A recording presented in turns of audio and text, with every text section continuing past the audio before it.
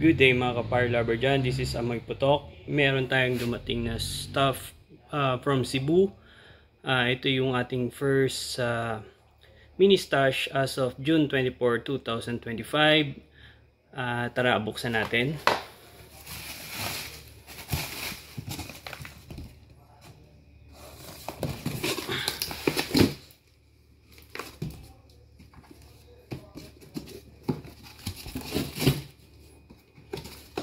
Okay, order tayo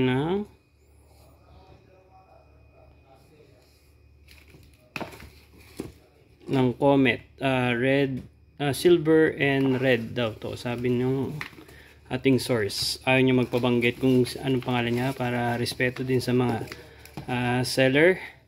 Okay, ito yung mga bombshell na distress nating in order. Snowball green, snowball, GI1 crack,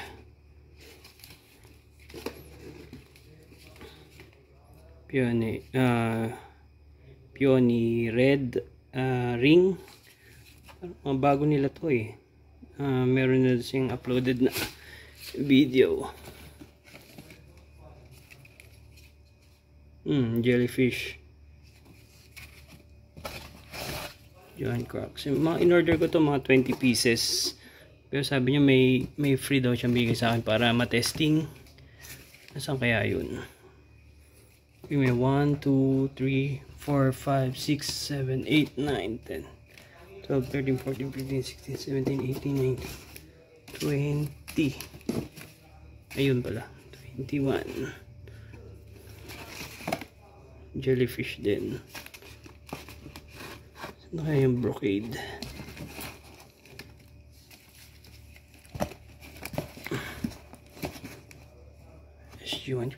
Okay, basta yan na yun. Ito yung in-order natin na distress. And tatlong row na TIG E8 na Comet. Si-series na lang natin siya pero may paggagamitan ako niyan, hindi muna sa New Year. At ito yung aking fresh catch from Bukawi. 50 shots na fan shape from Dragon Fireworks, Dragon Hour of Destiny.